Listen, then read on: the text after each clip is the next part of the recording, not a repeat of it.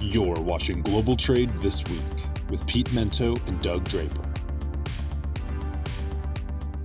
Hello, everybody, and welcome to another edition of Global Trade This Week.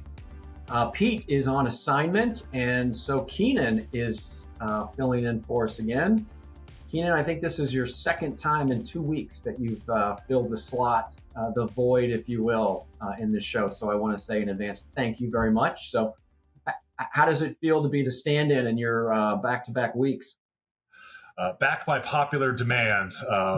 No, it feels good to be here. I always love learning from you guys, and it's great to be able to learn by also being ready to present. So, yeah, happy to be here. Nice. Well, I usually make fun of Pete because he's in some sort of hotel somewhere, but I don't think that, unless you're like in a Motel 6, my friend, I don't think you're in a hotel room. No, I am in my home office here today. So I am here in Denver, Colorado. Nice. Well, shit, I guess I shouldn't reference your house as a Motel 6, so my apologies. All good. Oh, man. Well, hey, let's just get this thing started, right? We were talking about just jumping into it. So if you're cool, Keenan, I'll no, wait, you're going to do the first topic. Go for it. Yeah, either way. I'll pop in here with topic number one. Something that caught my eye this week was progress on the Tesla semi-truck factory. This had been announced a long time ago, but Tesla and surrounding accounts have now posted new videos and progress about what they've been doing at the facility in Nevada. So I think it's being built right next to the Gigafactory for the battery production, but they've while starting in 2024, now they have a stamping shop and powder coat material conveyance sections, and they posted a cool drone fly through showing the progress of it, which just makes it from, hey, they announced this theoretical product into closer getting ready for production. Elon and others in the past have talked about how demand won't be a problem for them. It's going to be more on the production. They seem very confident with their optimism for efficiency. They've stated 1.7 kilowatt hours per mile from their pilot tests, and they are looking to now be in pilot production by the end of this year, meaning next year is when they would start ramping up production to larger and larger amounts, beyond their pilot success with Pepsi and Walmart and a few others, to then crank more and more, and they anticipate high demand. So if people have never heard of this or haven't really thought about it, 1.7 kilowatts per hour per mile outperforms diesel, and could reduce costs theoretically up to 50% over diesel's 50 cent per mile equivalent. And so, these trucks, the assets won't be cheap, but normal trucks aren't cheap either, and they get amortized over millions of miles. So it really does come down to the economics on the mile game. Another big thing that could help on some customers looking to appease their stakeholders, PR, investors, is that being electric, it would be zero emissions. Now, obviously, the electricity has to come from somewhere, but it's not being emitted from an internal combustion engine. So they claim that would reduce 23% of the greenhouse gas emissions from heavy trucks, which aligns with a lot of other, EPA standards or other goals out there that companies may set for themselves. And then also being a Tesla, it accelerates from 0 to 60 in 20 seconds when fully loaded, which is impressive. I don't think we have a lot of trucks out there that could go fully loaded from 0 to 60, but that is a power game changer with electric motors over internal combustion engines. So it was exciting to kind of see the fly through. I'll probably throw that in here in post, so the audience can see what that looks like. But wanted to bring that to our audience's attention and get your thoughts. What are your first impressions on the Tesla semi factory? Yeah. Well, usually, Keenan, I'm a little bit of a Debbie Downer on stuff, but not on this, right? All right. First of all, however you think of Elon Musk, he's in the news literally every day. And I personally think the guy is, I don't know if I would call him a genius or not, but the things that he's brought to the world through his creativity and the companies, I don't know if he's got the Midas touch, but the guy gets shit done, I guess, is kind of what I'm thinking. Now, so I think it's kind of cool, right? If somebody's going to solve that Rubik's Cube, I think Elon is in a great spot to do that. A couple of things, right?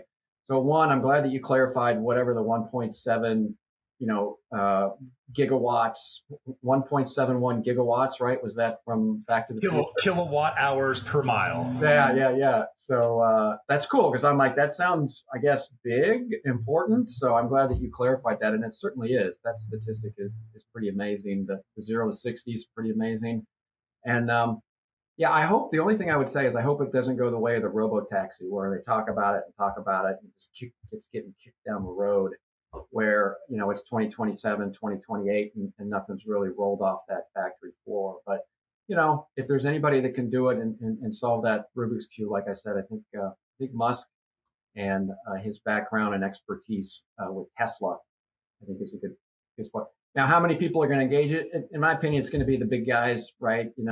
Pepsi's got a couple of trucks zipping around California. I've seen a few when I'm out here. So is it going to go mainstream? I don't know how long, but there'll be some larger multinational companies that will certainly get a couple in their fleet, throw some banners on it, and have some good PR around it. Absolutely. And while sometimes Elon or Tesla and his companies have set really ambitious deadlines they don't quite meet, the Cybertruck, for example, the more pickup truck style thing, I think that got delayed a couple times. But I agree with you overall. There have been some pretty impressive timelines achieved. So when some timelines don't quite work out, it's still worth noting new timelines and what they say. They say they're going to be pilot production this year and scaling production next year. It's right next to the battery source, which would be the biggest cost and or input for, the powering of such freight movement. So definitely going to keep an eye on it. And just as a bit of a context too, that robotaxi wasn't even announced all that long ago. This Tesla Semi has been a dream or a plan or a market move they've wanted to do for a long time. And so they have been working on it in the background, even though I haven't seen one in person. Maybe you're seeing some of those Pepsi pilots out in California. Mm-hmm. But now it looks to be the point where they're building the production facility and making good progress on that. So definitely we'll be keeping an eye out for it. Yeah, cool. Good topic, man. Thanks for bringing that up. So I have an alert for my topic. Keenan, you can officially put away your fax machine because the NMFC is getting rid of their class system, right? Their classification. What class is your freight? What class is this? So no more fax machines, Keenan, because I say that whole concept of how they classify freight is so archaic and laughable. Excuse me. And I'm glad that they've moved. So I don't know if you heard, but the 19th of July, so just a few days ago, they have changed it to a density based, right? So there's no more, hey, what's,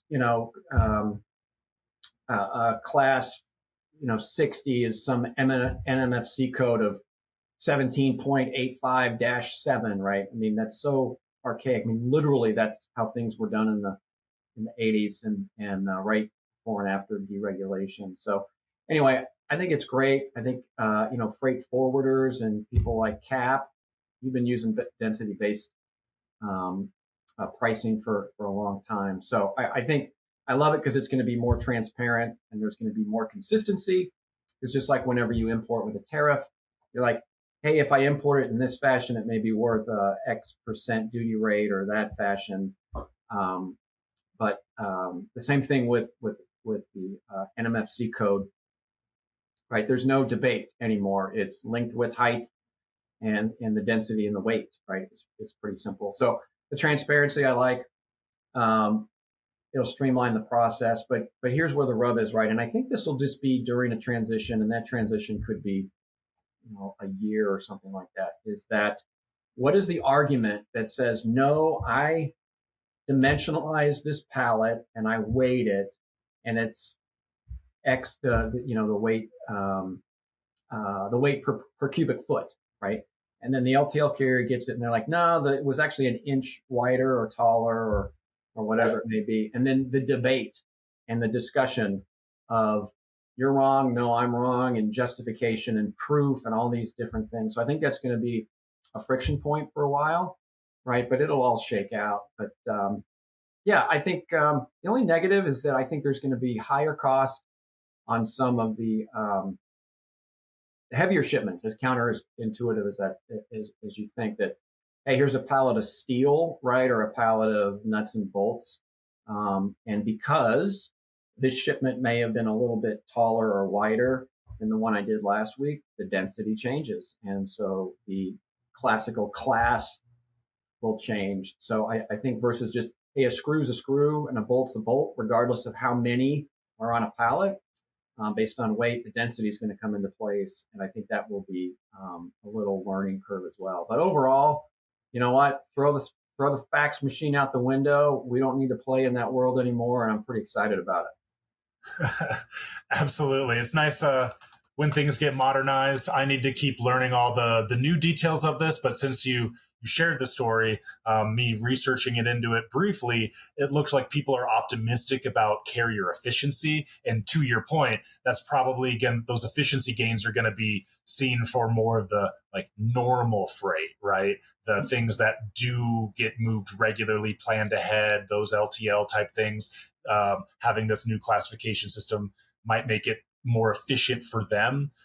In researching, there may be some either new administrative burdens or ongoing administrative burdens for smaller shippers. And then, yeah, my thoughts were kind of like yours, that this may make slightly out of spec,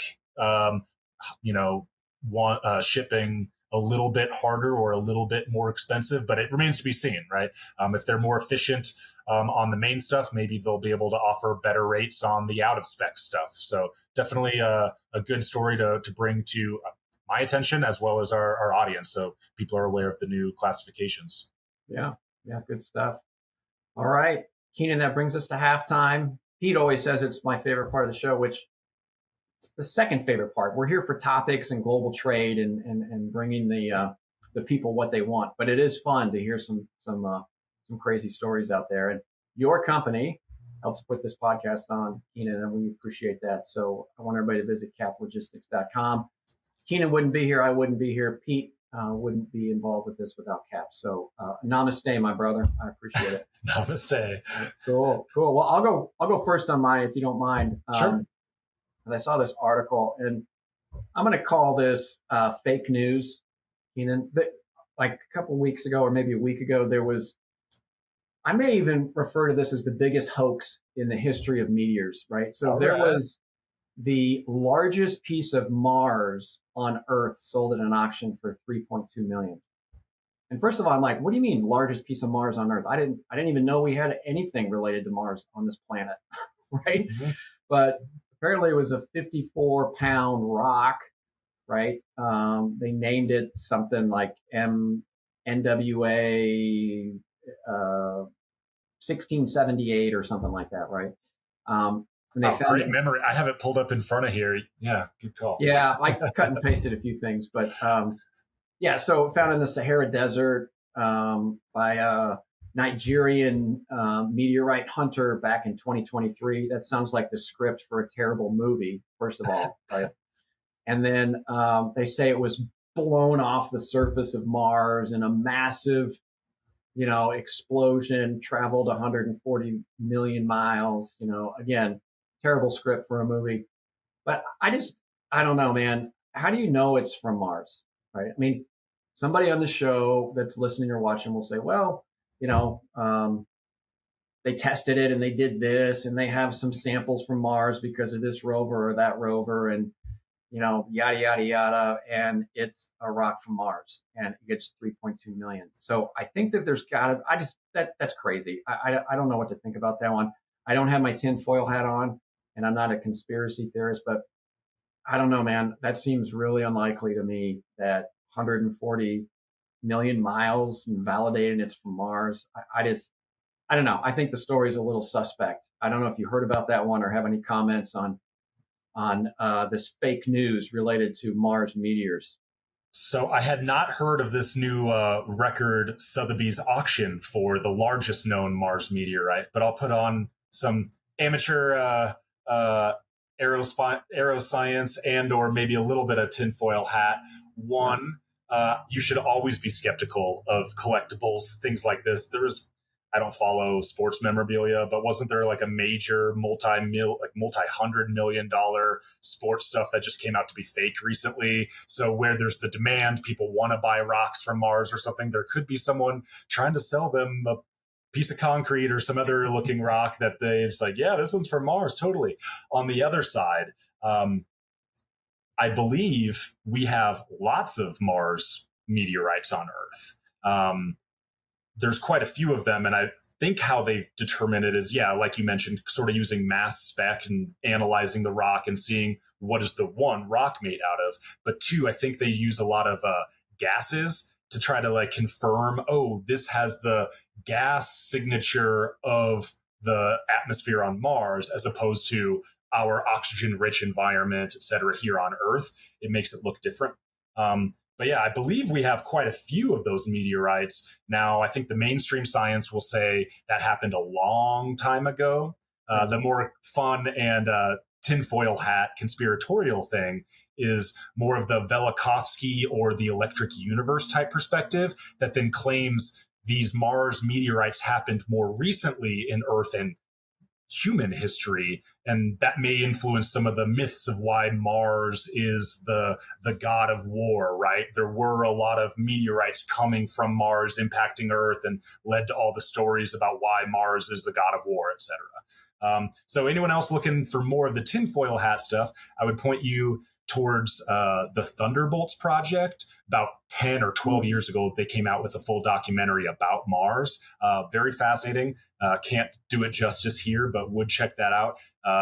Too long, didn't watch. Summary is that they believe that some other body, Venus, some other planet, got close enough to Mars. They had a different charge, and then boom, big cosmic thunderbolt struck between two bodies, whether it was Venus or some other planet, some other rock, that then launched millions and millions and millions of cubic feet or cubic miles of material from not only the Mariana Trench.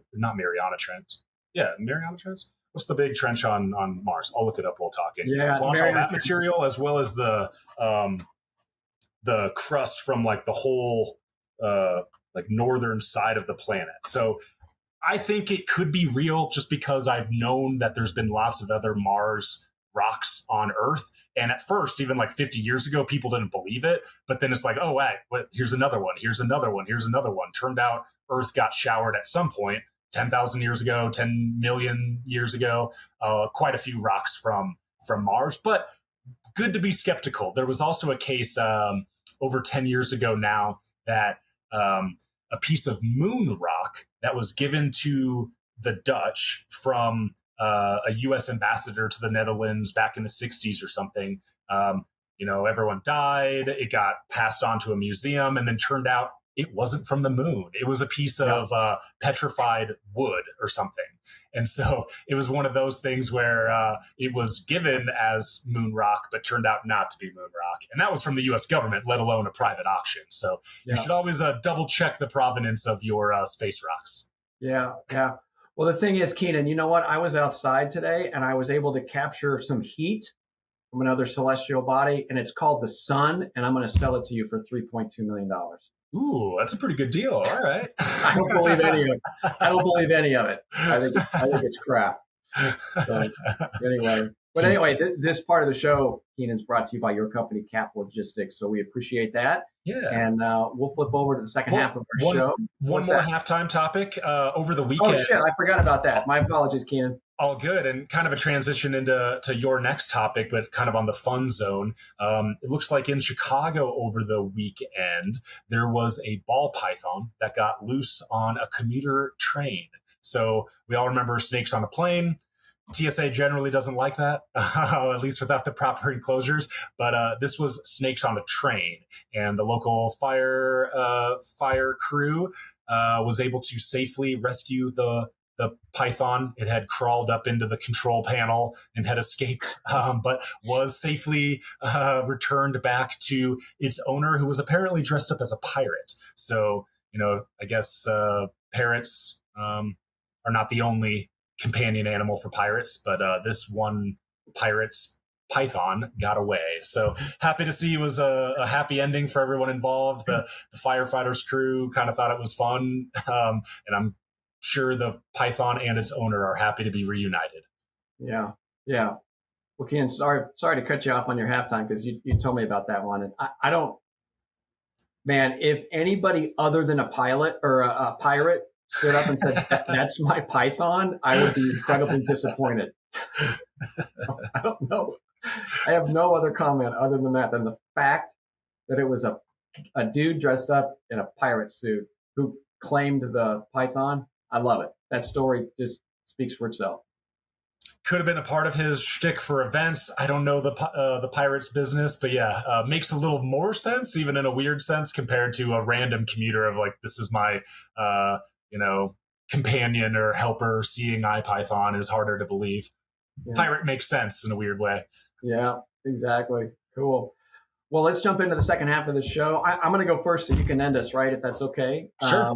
So my next topic is about rail. We try to bring in rail news from time and again. And I just saw a post the other day.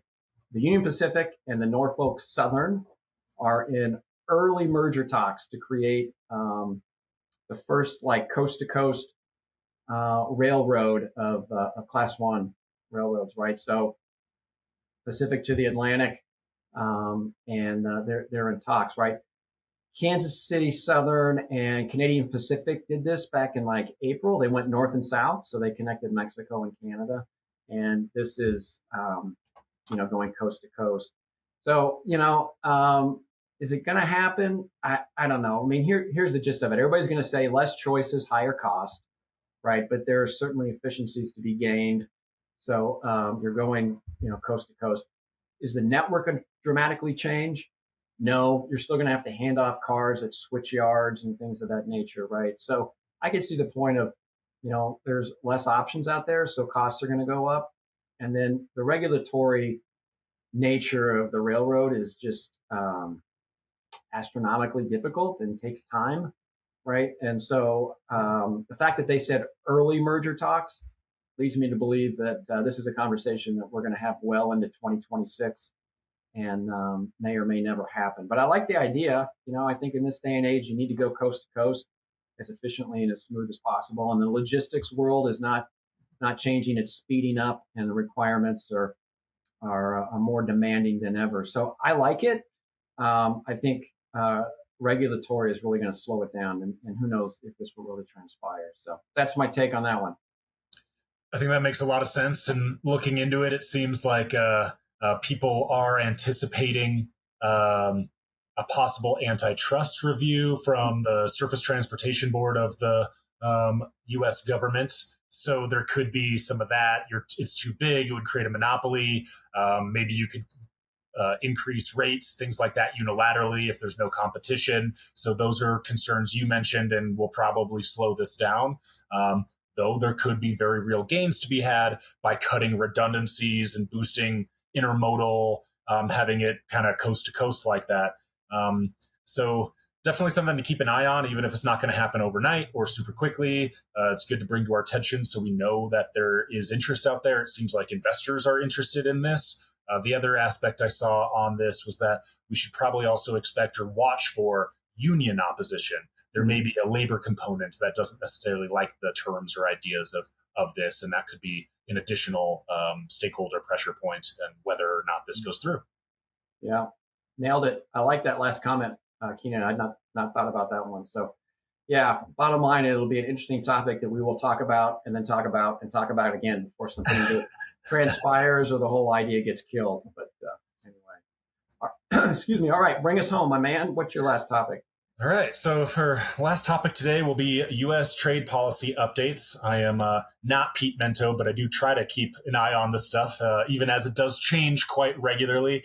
So we're coming up on August 1st. That is the deadline given to many countries with letters given out and target tariffs up to 50% on all these. And like you and Pete have discussed, normally trade talks are 10 years long times of wonks hammering out details of policy. This is much more of a top down approach with, obviously the Trump administration and the timeline being pushed, where there's sort of an ongoing game of those who are playing ball or coming to the terms and negotiating in good faith or getting maybe some extensions or favorable terms, as opposed to those who are fighting harder lines in the sand, don't want to change, don't want to go to the negotiating table. They're seemingly getting hit with higher rates and not as favorable treatment. So it remains to be seen. There's a lot of uncertainty out there of what countries will come up with a deal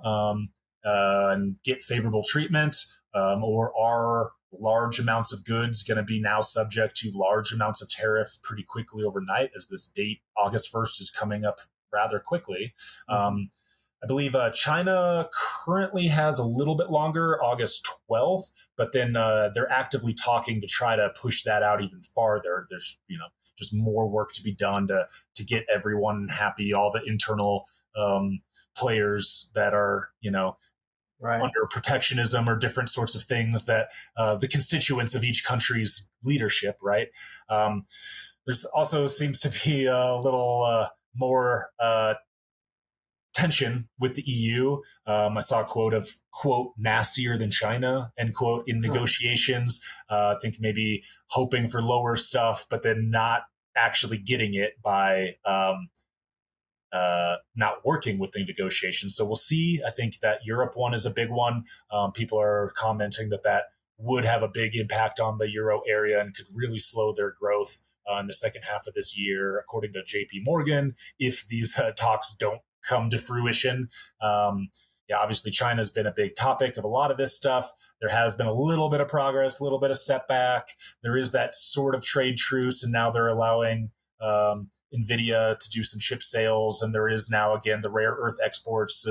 We're back up 32% in June. But ultimately, it's high number tariff facing China. But China is actually, working and going through negotiations. So it's tough to see from the outside and not being in those conversations. But it seems like a lot of 2 steps forward, 1 steps back. On the optimistic side of things, having a tight deadline means more could get done quicker, and we could have newer agreements, newer trade partnerships faster now in this schema of operating than we would have otherwise. On the downside, obviously, what we're experiencing now, uncertainty, not knowing what things will cost, making it difficult for business decision makers to plan their resources effectively. And then on the secondary or third level effects, these things then impact markets, right? And so then it impacts how well countries are doing, what people's jobs, right? When the Canada stuff was first announced, there were instant layoffs of aluminum and steel workers, and those are real people with real jobs, and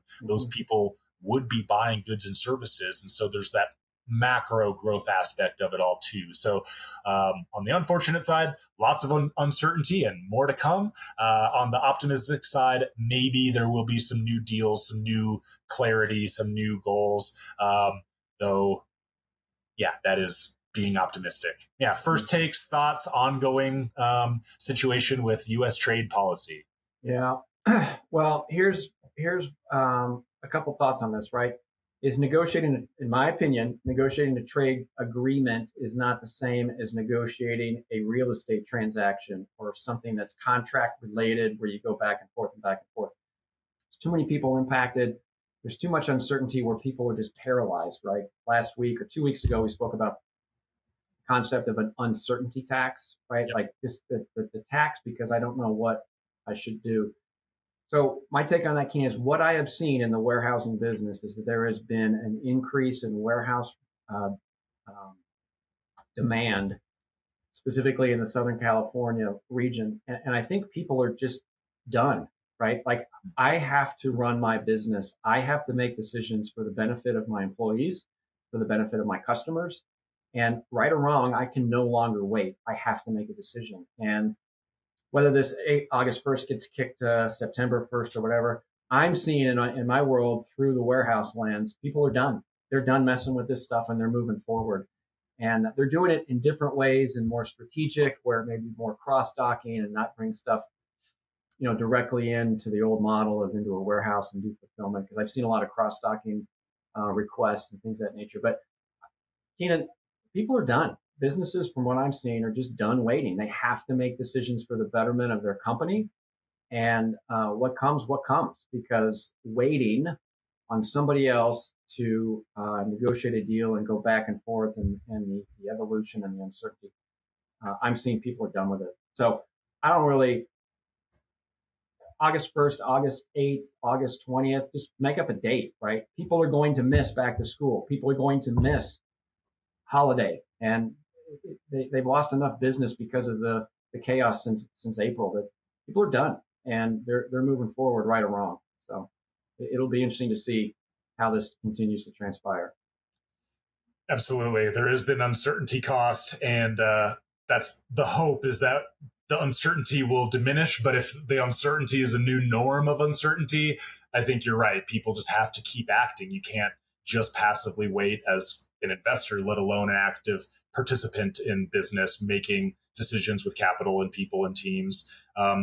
We've seen some areas of people trying to change their supply chains. And I think Pete has mentioned, these rules, don't try to get around the spirit of the rules, because they will come after another country, Vietnam, if it's actually made in China, right? So don't get too creative that way. Follow the rules, but then with that is, hey, well, if we don't know, are we just gonna order it because that's where it comes from, and we'll charge what we have to charge to cover it up, or totally move and try to produce more domestically in the U.S. I think that's maybe another aspect of this, that people who are in favor would say that this incentivizes people to produce here in the U.S. if they're ultimately trying to sell in the U.S.